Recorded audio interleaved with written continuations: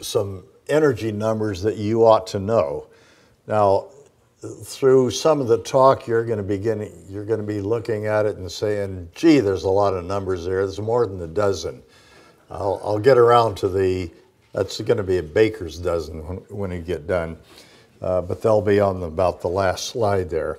First, I'm going to direct you to what might be called the scriptures.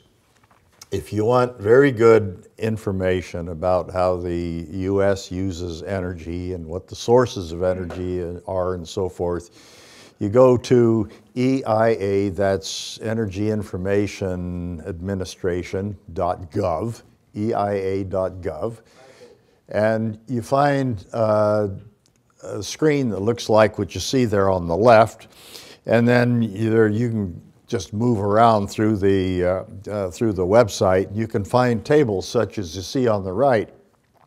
Now I realize you can't read a single thing that's up there, and that doesn't make any difference. The only thing I care about is that I'm just showing you more or less what the pictures look like. Go to EIA.gov. It's a fantastic source of information. They provide very good information about how we use energy, where we get the energy, and so forth. And they have some graphs and so forth, but the data are in what you've got to consider arcane units. And you'll begin to see what I mean by that. And it is a very neat way to make a very, very simple problem very, very complicated. Anyway, this book, Energy, a textbook written by yours truly, is going to be your key to the scriptures. And the text is really not bad. There's nothing in this book that is beyond the comprehension of a sharp 8th grader or an average college student.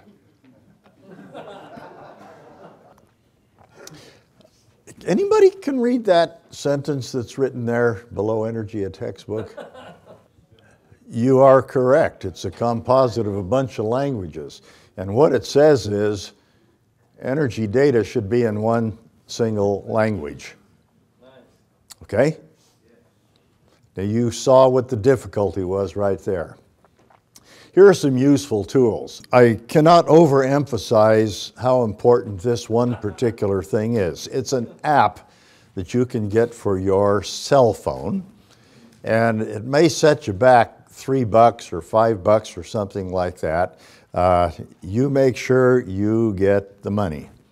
Get it because it's a very, very useful tool. And in case you don't have the few bucks for that, I think I've got my first copy for free, and then I decided to get the updated version. In case you don't have one of those computers, presumably you've got one of these things with little gray cells. And for the geezers amongst us, there's that slide rule.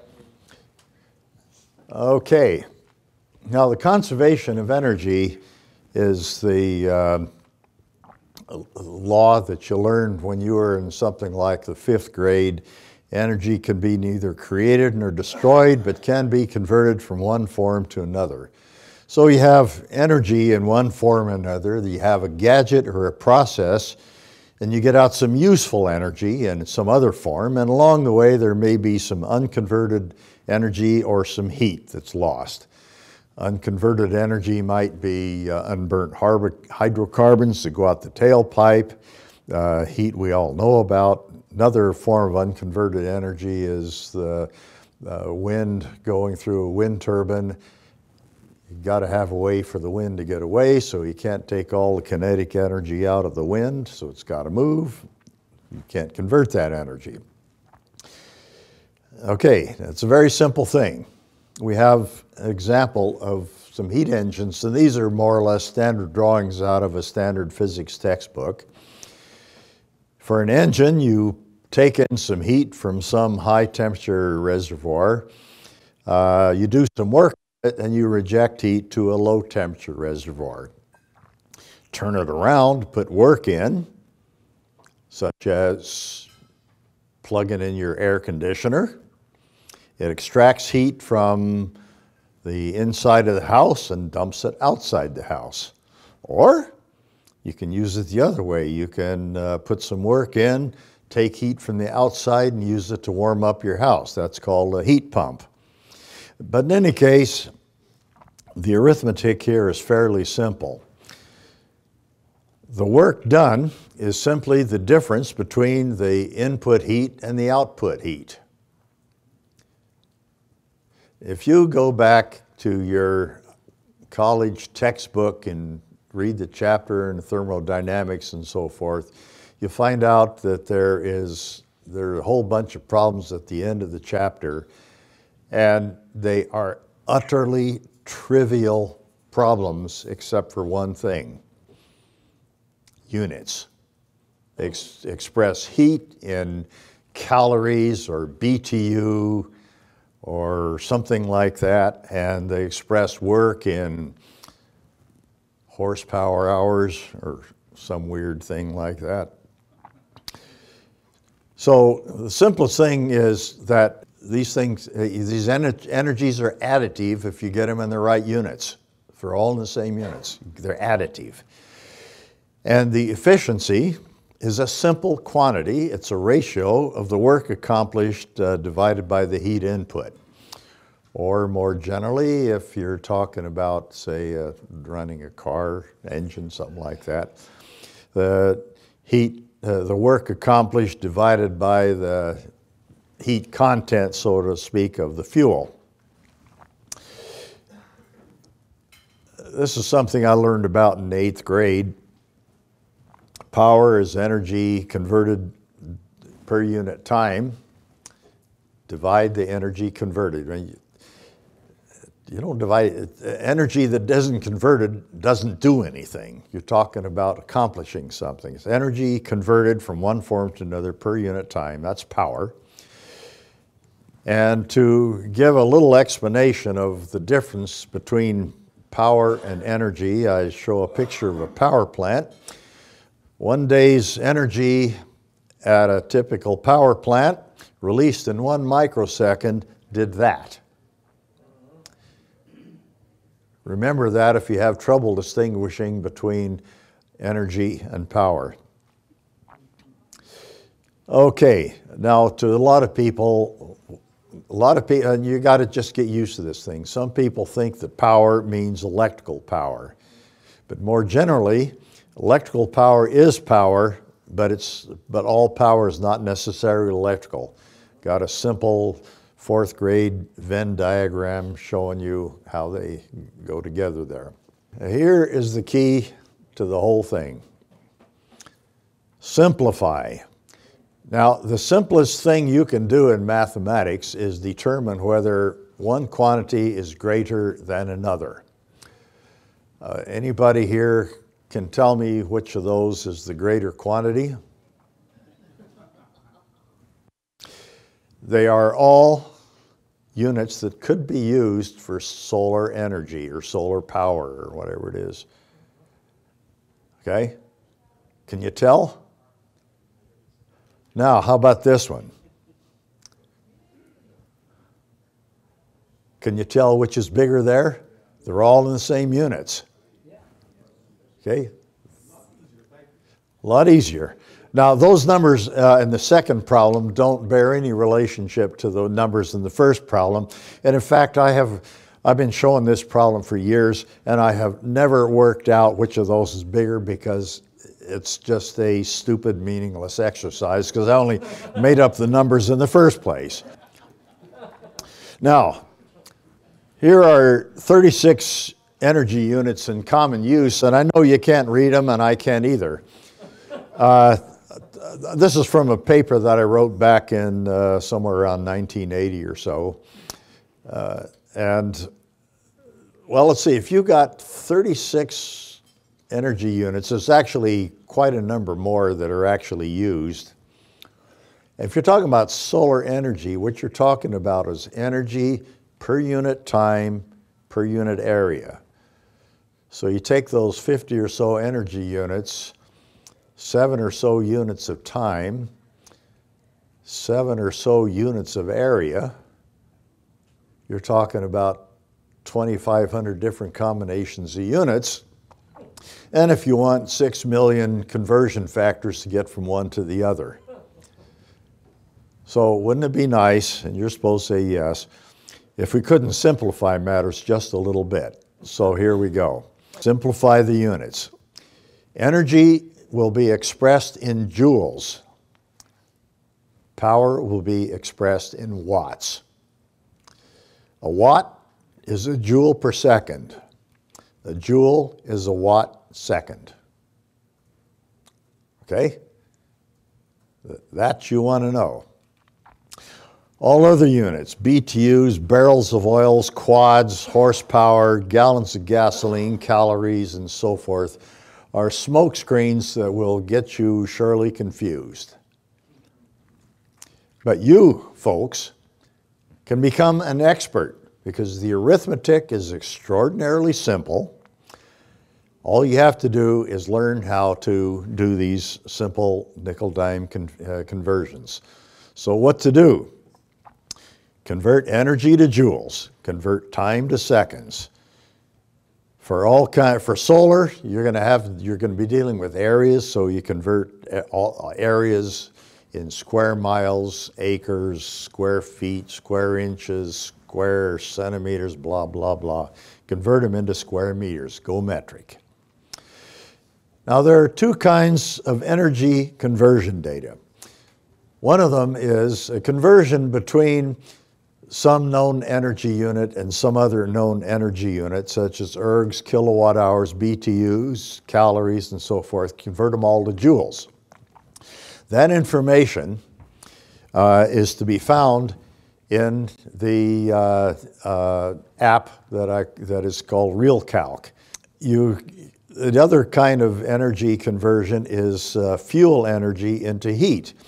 And in some cases, you're given gallons of gasoline, barrels of oil, tons of coal, cubic feet of natural gas, blah, blah, blah. And you can find those tables in the appendices of this book, Energy, a Textbook. Another very good source of information it's fabulous. It's called engineeringtoolbox.com. You can find information about any darn thing in engineering there, and it's really fabulous. The only thing is that you find yourself thrown into the deep end right away. There's a whole lot of information there that you have to wade through. Now we'll talk about the U.S. energy in perspective. We have conventional sources of energy, oil, natural gas, nuclear, conventional renewable like firewood and hydro, and totally they are about 96% of the energy that we use. We have new renewables, wind and solar, and like other biomass like corn ethanol, switchgrass, algae, and so forth. Now the corn ethanol, by the way, is about energy neutral. You put in about as much energy as you get out, and it's a horrid waste of land area and everything else. But did we say something about the EPA? Then there's other renewables, waves, tides, geothermal, and pixie dust. And they all provide about equal amounts of energy. So here's a graph showing since about 1960 or something like that, how much energy we use from various sources. You notice that the fossil fuels are the top three curves. Nuclear is the next one down. And we got hydro and solar, wind, biofuels, and other renewables. And what are those other renewables?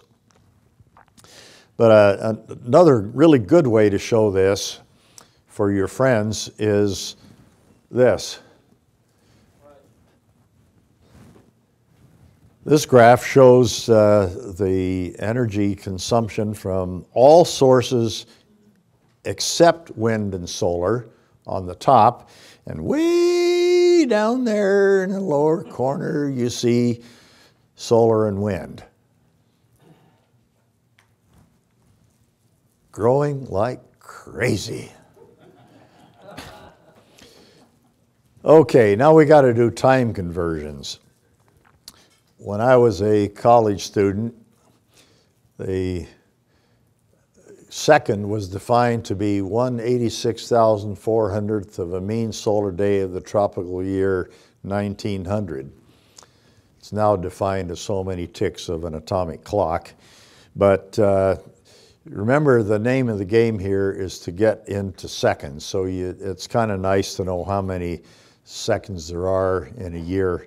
Now, if you go to the EIA, you'll see that they express consumption they use units of BTU, kilowatt hours, barrels of oil, tons of coal, cubic feet of natural gas, therms, and so forth, per year.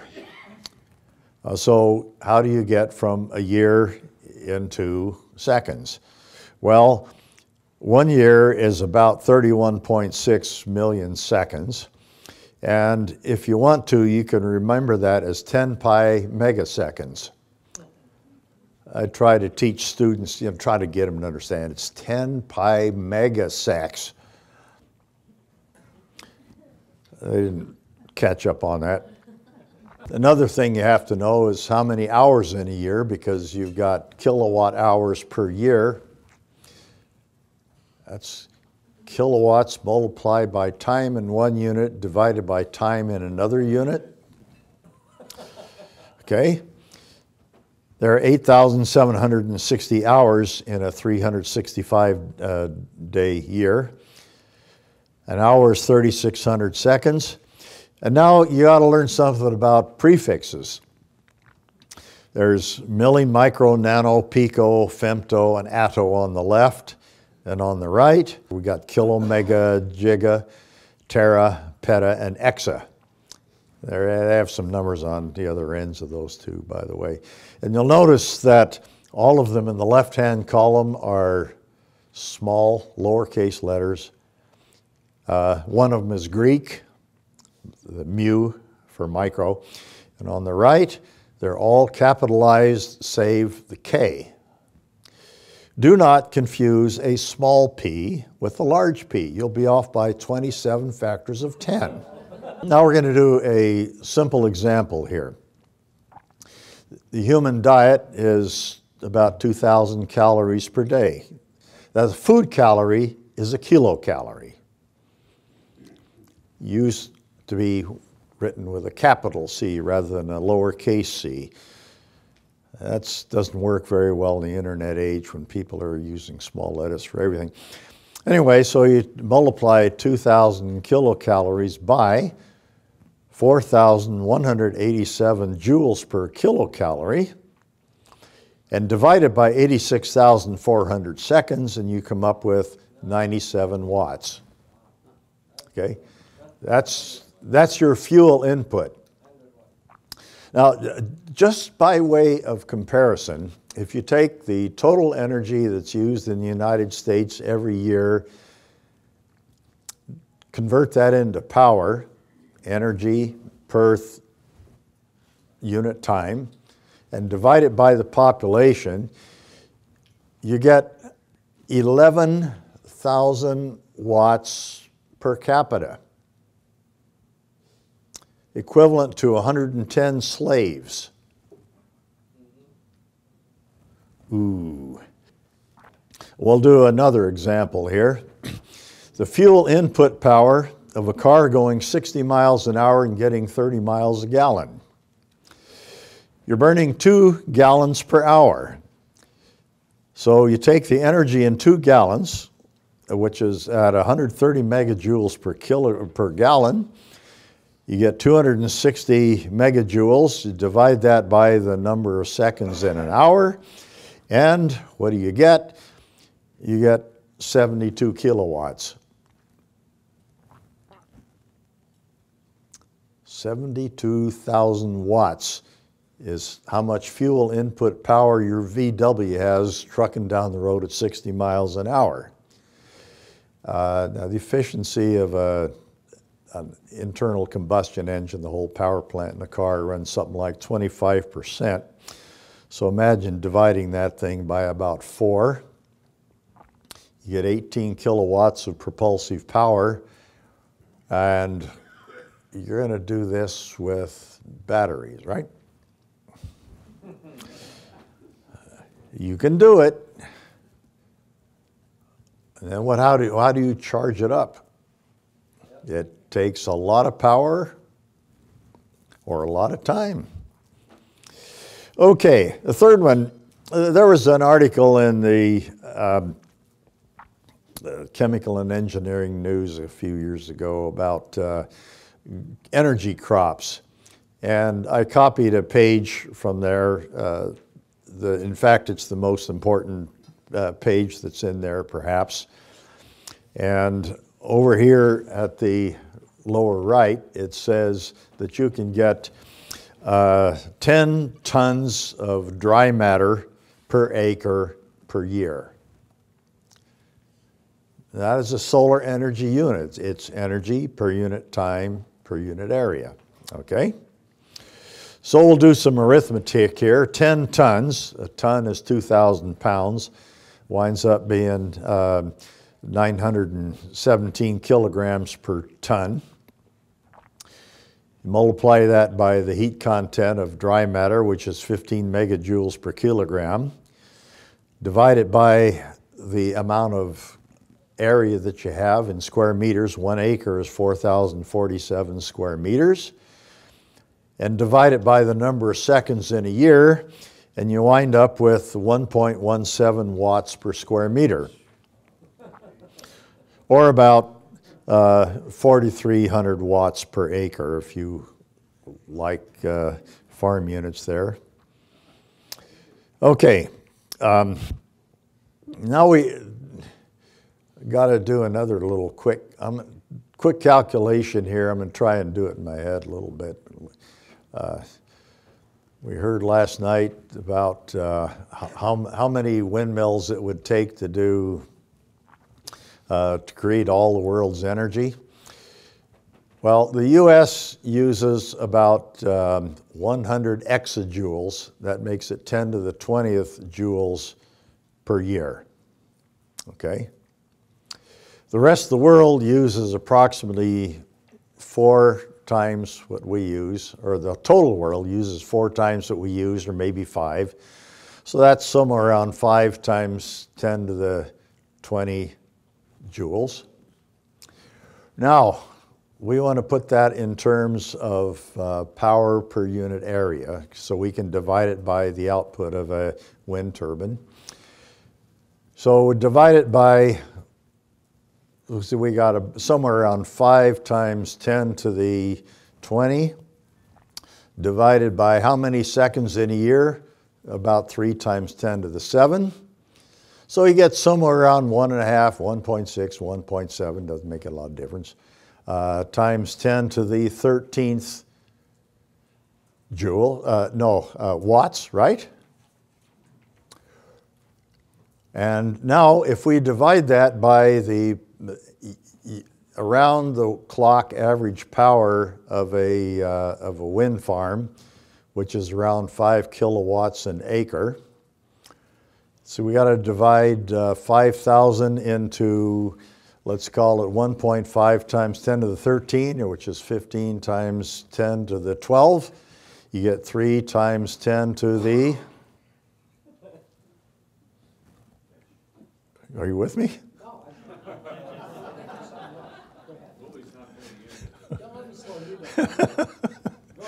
9. About 3 times 10 to the 9. If you divide watts by watts per acre, you get acres. So you're talking about somewhere around 3 billion acres.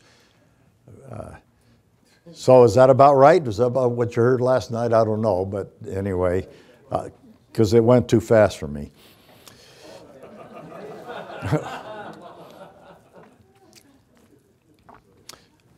And by the way, this article was talking about energy crops, and this was the good stuff. Okay, now, I talked about this wonderful app that you can get called REALCALC. You notice that button up there in the upper left that says Shift. Don't get the kind that's shiftless. Down in the lower right, you see CONV and CNST. The first one, CONV, is for conversion, and CNST is for constants.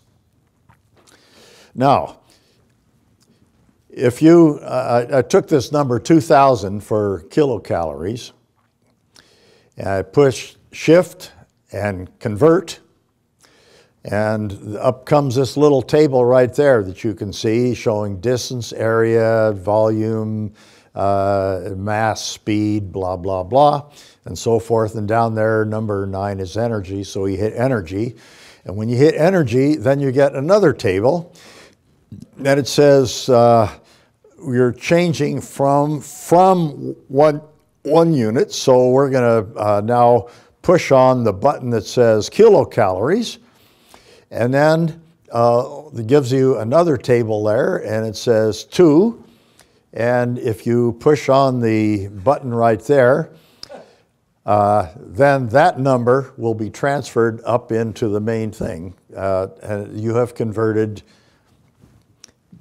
calories into joules. Just that easy. It saves a lot of memory cells. There are also a bunch of physical constants in there. And just to show you a couple that you might be familiar with, but I'm advertising for a guy that I've never met. This is great stuff here. Anyway, if you push the Shift and the constants button, you get the first table that says, well, it's got 5 different categories in there, including atomic and nuclear. If you push atomic and nuclear, then you can get things like the electron mass, the proton mass, the fine structure constant, the Rydberg constant, blah, blah, blah. And these are things that Willie knows inside out. Or you might, as medical people, you'd probably know more about these things like the molar gas constant and the atomic mass unit and so forth. How many molecules are there in a mole of guacamole?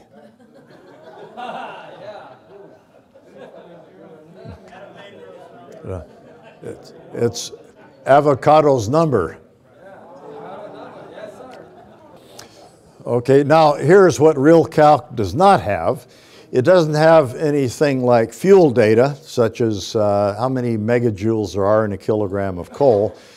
And you can get that information from the tables and the appendices of my now famous book.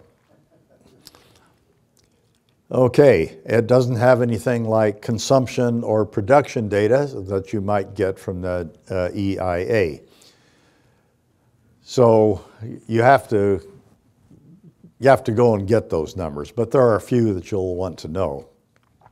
And it doesn't have data about machines. It doesn't tell you anything about the efficiency of cars or anything like that.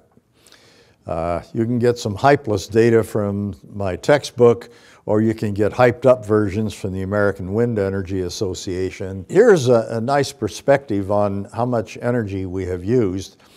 We've got data from EIA going back to about 1650 about how much energy was used annually. And you'll notice that that is a logarithmic scale. Each mark is a factor of 10 higher than the previous one. You see, we're using a whole lot of energy these days, right? But the population has grown also exponentially. And so, question is, how much energy per capita are we using? And this is surprising. On a per capita basis, we're using about 3.5 times as much energy as our early 1800s forebears. 3.5.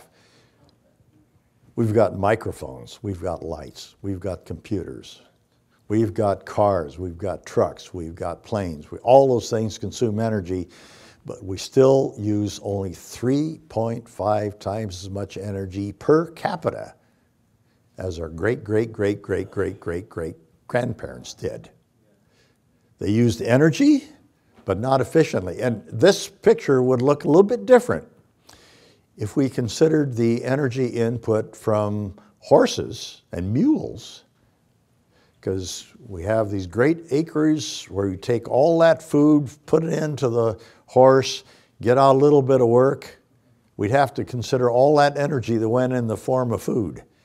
That would raise the energy back in the old days, and we'd probably be down to a factor of somewhere around 2.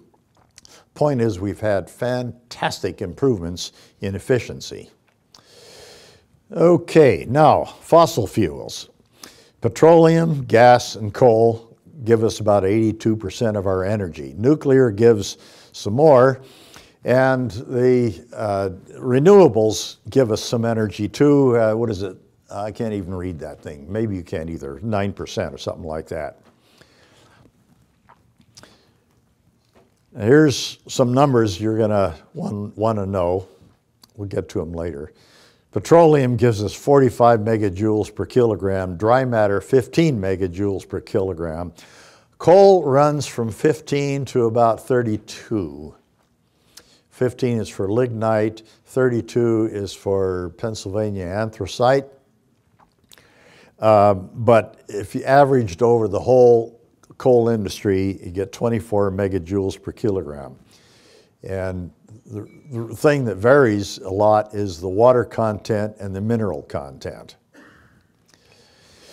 Okay, now if we look at the renewable energy fraction, the renewables are providing about 9% of our energy, but 85% of that renewable is not wind or solar. Here's the breakdown there.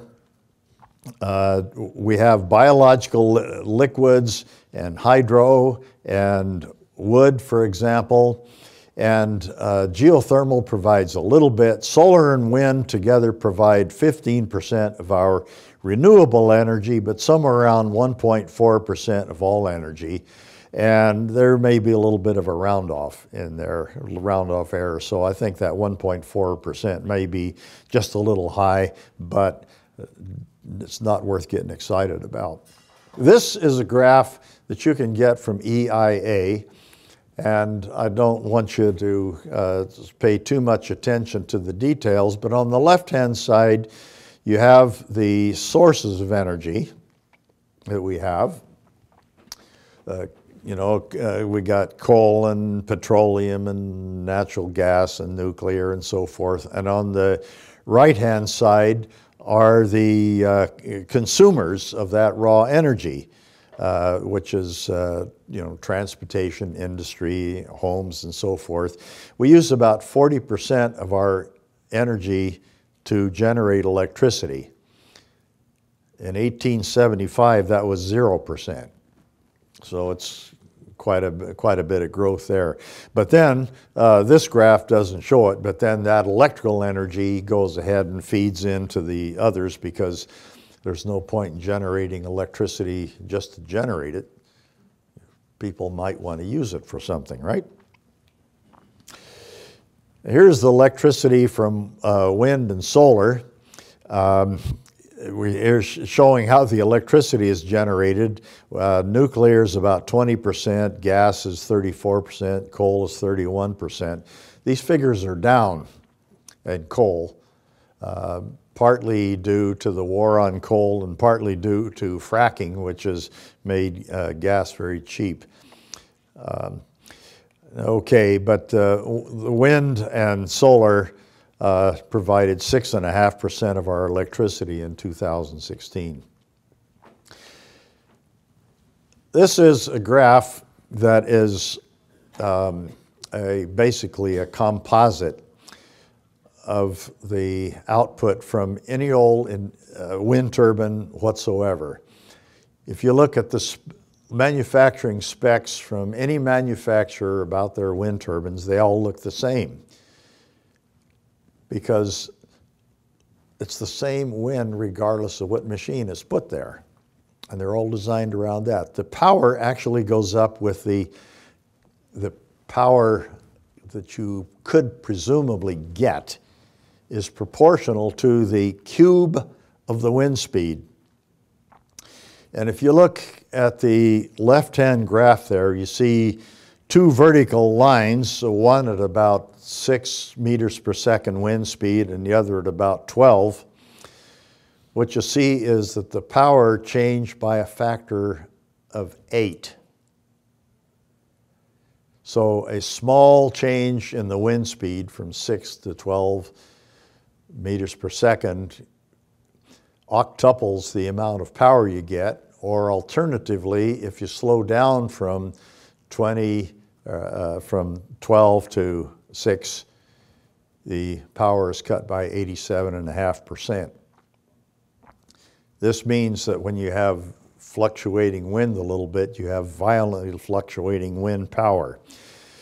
Anyway, you get up to about 13 meters per second and so forth, you're up at the full capacity of the wind turbine. And you get up to about 25 meters a second, and you just got to shut the beast off because it might blow apart. Translate might into will. If you take a look at the fraction of the power that's in the wind that actually gets converted to electrical power, that's the graph in the lower right, you can see it peaks out at somewhere around 40% and drops off dramatically at very low speed and very high speed. Okay, now this graph here is taken from our local our local utility, which is called San Isabel Electric. The graph, the blue line in there has a scale on the right, and that scale on the right is 10 times as large as the scale on the left. And the red line there, which is on the power that's produced by wind turbines, is right there on the left. And you can see that there are some rather dramatic fluctuations in that. And the trick is how do you keep the line voltage stable? In fact, the people that work in these dispatching centers where they try to make hold the grid stable and so forth, get kind of tired of it and they take a peaceful job as air traffic controllers. Because of this fluctuation and so forth, well, you can design a wind turbine that has 0% annual capacity factor or 100% annual capacity factor or anything in between. To get 0%, here's what you do. You take a 1 megawatt turbine, you put it up on a great big post, and you turn it with a fan this big. Okay? It will produce no power, 0%. Now to get 100%, you do it the other way around. You choose a great big windmill and use a generator off a bicycle. You can always generate a watt. But both of those are what you might call a little bit stupid. So they design wind turbines to have an annual capacity factor of about 35%. And you can see they're approaching that in the graph in the lower right. They're getting up there toward 35%. Now, spacing. We're talking about spacing out, I guess. I don't know. Anyway, if you double the diameter of a wind turbine, you quadruple the intercepted area of the wind, and that means you quadruple the power. But if you double the diameter of the wind turbines, you also have to double the spacing between the wind turbines in both directions. That means you've got quadruple the land area. So if you get quadruple the power and quadruple the land area, the power per unit area is constant. It's independent. It's independent of the diameter of the turbine. And the upshot is that in good places like Lamar, Colorado, and so forth, you can average about 12.5 kilowatts per hectare or 5 kilowatts per acre in very good wind sites. Anybody know what a hectare is? An R, A-R-E, is a garden plot of 10 meters by 10 meters, 100 square meters. A hect is 100 times as big as that, meaning a hect something is 100. So you've got 10,000 square meters. Got it? Okay. Don't mean to hector anybody. Well, now we'll talk about sunlight. And here I'm showing you a sunlight map from, oh, Noah or somebody. I can't even read what it says over there. The peak sunlight is about 1 kilowatt per square meter in rough terms, but average sunlight is somewhere around 200 watts per square meter. This is surface area on the ground, okay? And you'll notice that the units that they have there in this nice little chart down at the left, or down at the bottom there, is they have watt hours per square foot per day.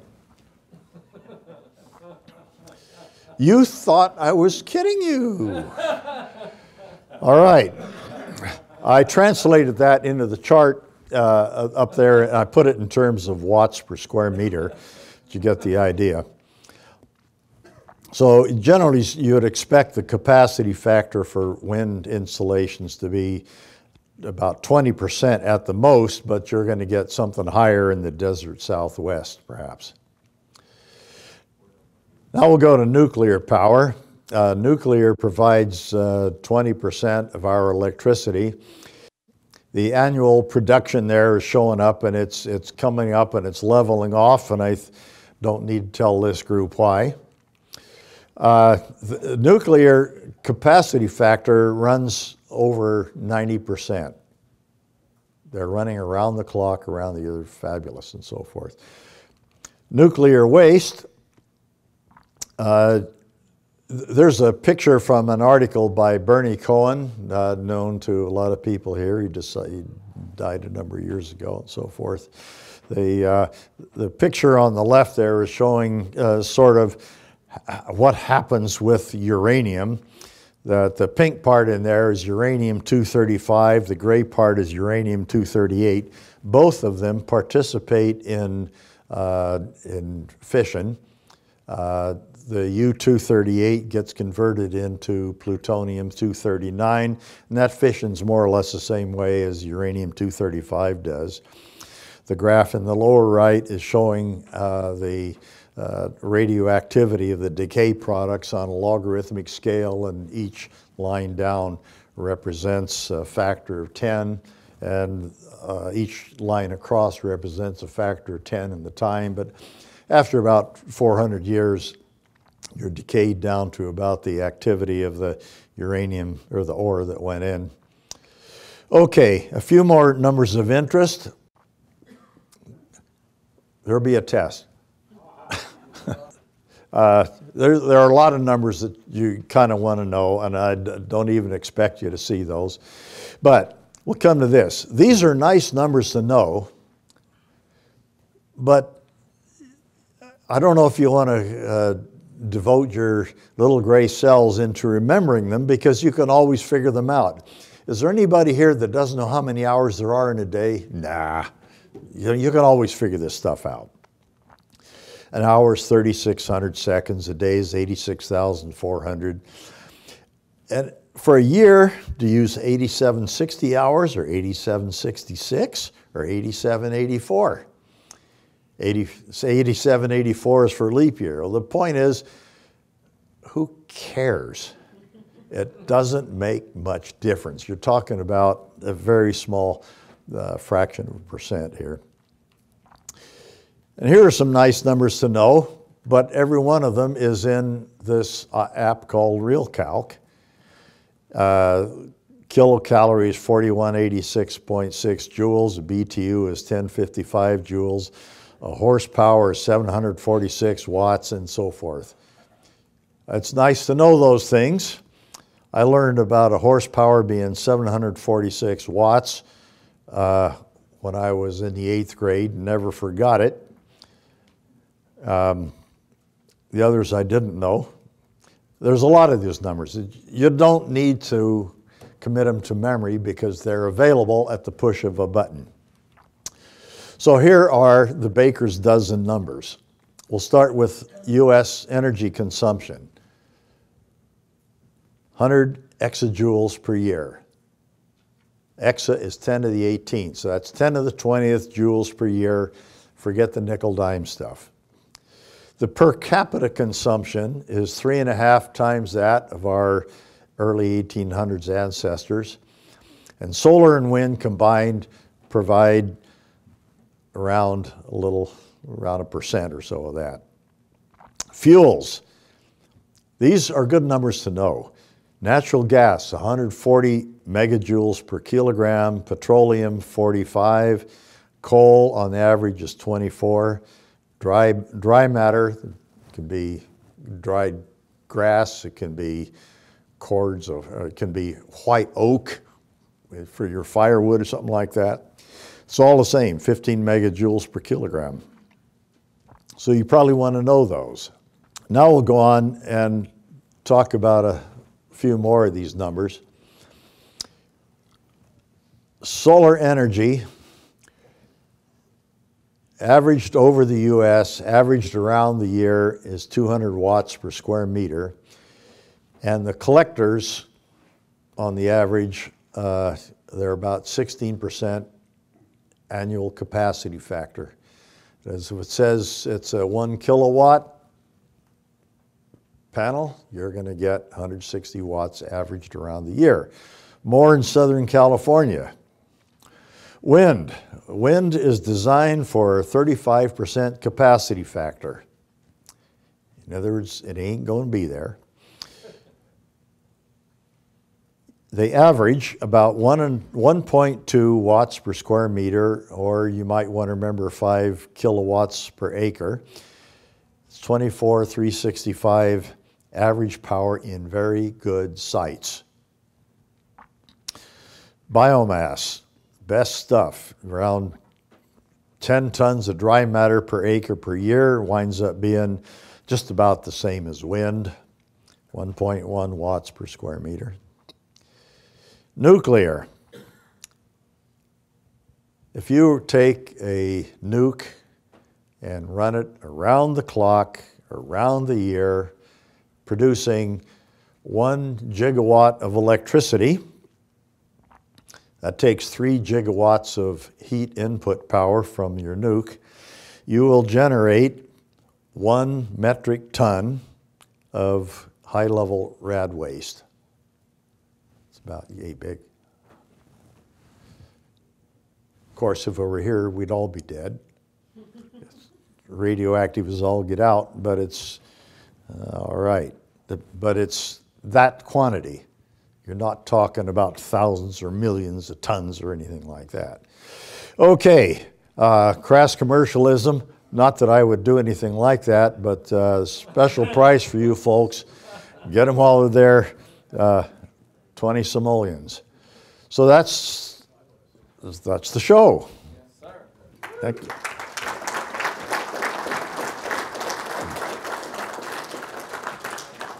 Just another cute, handy little number, 300 meters. It takes sound 1 second to go 300 meters, and it takes light 1 microsecond to go 300 meters. That's correct. I noticed you had listed a energy unit, a Langley. What is it and who uses it? Glad you asked. I did have that in there.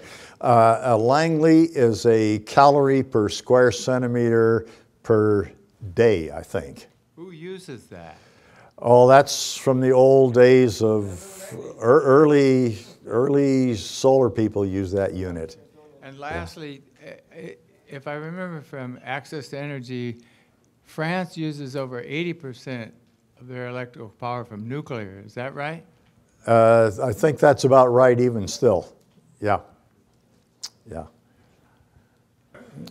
Well, that's kind of a political matter, but one thing that they did was they said what we're going to do is store this waste very safely in a place where we can get at it. And I think that's probably a very good idea, because when the high-level stuff decays away, you've got a lot of good uranium there. But we have pretended that we're going to just hide it away and it'll be gone. And the magic word is reprocessing. You don't want to reprocess. You want to reuse, recycle, but not reprocess. And because you can get plutonium. And so people have been scared about that. But the French have said that they're going to store it in a place they can get at it. And that's what they've done. It worked with them. I don't know if it worked with our crazies, but I wish I knew the answer to that. So. Thank you. I'm looking forward to reading your book. Don't wait for the movie. Isn't it the sequel to The Inconvenient Truth? Yeah, it probably is. I just wanted to point out that according to a utility filing that I read in Tucson,